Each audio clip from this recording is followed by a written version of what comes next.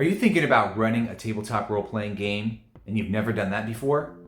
Watch this video and I'm going to show you simple steps that you can take to run a great game.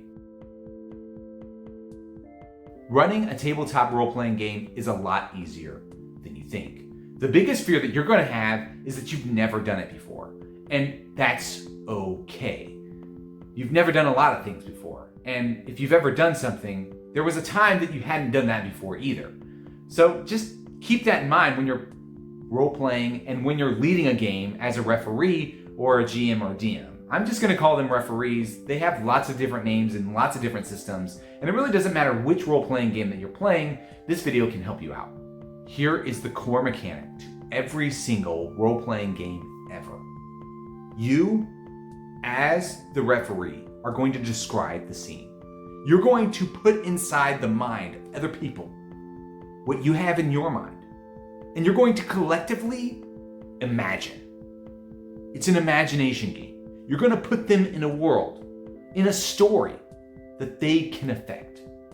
And then you're going to ask them, how do you want to affect this world? What do you want to do to change what I've just said? And they're going to think about it. And then they're going to tell you. And then you are going to think about what they said. And you're going to tell them how it changed the world. You're going to take all of the ideas in the room and compile them into a coherent story. And here is super important. Super important. You want to say as much as you can, yes, and. Yes, and. You want to take what they gave you and then add something to it. This is a fundamental idea in improv theater. That's where people get up on stage and they don't have a script, they just kind of have seeds of an idea and they go for it. If you want to get better at refereeing, then go try out improv theater. I bet you'll pick up a few tricks. This is one of them. Yes, and. You might have a situation where a character is going to attempt something that absolutely would not ever in a million years happen. But here's the deal. Real people in real life attempt things that absolutely would never happen in a million years. And they fail. And that doesn't end the story. You can then describe how that character fails at the task they were trying, and the game can continue to go. You can still allow them to try the thing. Because here's the deal. As players, they should be describing what their characters are trying to do. I want to try to do this. I'm going to go for this, right? And then you, as the referee, are going to describe the outcome of that attempt.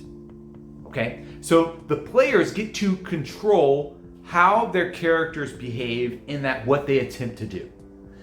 And you, as the referee, get to control the outcome. But here's the deal. Most role-playing games, including Along the Ley Line, use dice. And the dice are our randomizers to help keep the game fair and remove referee fiat. So we're going to take a quick aside.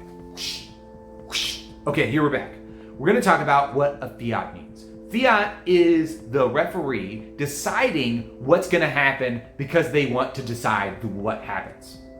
And you're going to have fiat in every single game, no matter what, because the referee is a human being and they come into the world with biases and different leanings this way and that. So you want to think about your own biases as a referee and make sure that you're not overstepping GM fiat, that you're not just trying to cut them off because you feel like cutting them off. Because remember, go back to yes, and you want to try to allow the players to attempt anything they can. Okay, aside over. Okay, we're back. I hope you enjoyed that quick aside. Now we're going to be talking about dice. Okay, so you need randomizers sometimes because sometimes you might feel like, it could go either way. And whenever you feel that feeling, that gut feeling, it could go either way, you're going to take a die and you're going to roll it. In games where you do that. In Along the Ley Line, you're going to do that and, well, you don't even do it. You just tell them to do it. You tell the players, roll your skill for whatever it is that they're trying to attempt. So if they're trying to hide, you say roll for stealth. If they're trying to convince the king to give them more money, you'd say roll persuasion or roll diplomacy. If they're trying to chop down a tree, you'd say roll athletics, right? You just pick a skill that fits the situation and have them roll that. And then they're going to get a number. And along the ley line, if it's above 3, success, they did the thing. If it's below 3, failure, they didn't do the thing. If it's 3 exactly, you're going to take 2 d20s and roll them and see if your d20 is higher than theirs, and that's going to determine it. You can watch my video on how to play along the ley line if you want more details. But basically what I'm saying, there are central mechanics to success and failure whenever you roll dice in every single role-playing game that you roll dice in, I think. And what you're going to do is then consult the dice and figure out the outcome.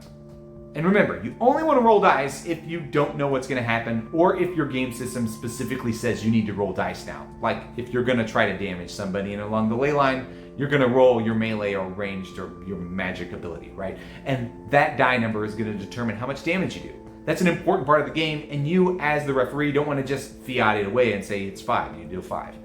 Although they might roll a 5. Okay, I'm getting off track. So what we're talking about is being a referee for the first time, what you need to do. You need to have a simple world that you're going to design and imagine. And then you're going to describe that world that you imagined. Then the other players are going to say what their characters do in the game world. And then you are going to say how they succeed or how they fail. And if you don't know, then you roll a dice and then you say how they succeed or how they fail. Or in along the ley line, they could be smashed together and locked in a struggle. And when that happens, then you just come back to it and eventually somebody's gonna win and someone's gonna lose. And it'll be interesting. It'll be awesome. Like, haven't you seen those moments in the movies where like, I'm thinking like lightsabers and they both clash together? Yeah, those moments are epic. And neither team's really winning, but you know somebody is eventually going to win. All right, well, I hope this has brought you to a new level, right? I hope you go and try playing a game. I hope you go try refereeing or DMing or GMing or whatever it is, because it's a lot of fun. And here's the deal. If you're creating this story together as a group, it's one of the coolest things that you can do. Everybody will be in the same thought space at the same time together. And that's just really something magical. And everybody's going to contribute, add something in, and you're going to get this wonderful stew of ideas, and it's just going to be delicious. And you can make it more so by being the referee and leading it and getting the pot out and say, hey, we're going to start this game. We're going to play together. It's going to be one night. We're going to do like 2 hours. We're going to explore 3 things, which will each take you about 30 minutes, but don't worry, it's going to take you like 30 minutes to sit down and break down and all that stuff. All right, if you need some more tips and ideas about how to be a GM and referee, then you can check out my other video. Thank you so much for watching. Share this with your friends, like and subscribe. Check out the links below. Thanks so much.